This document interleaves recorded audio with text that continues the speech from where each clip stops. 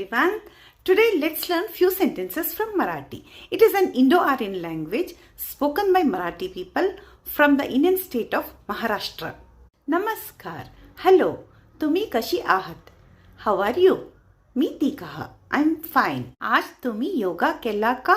Did you do yoga today? काही हरकत नाही. No problem. तुम्ही जेवला का?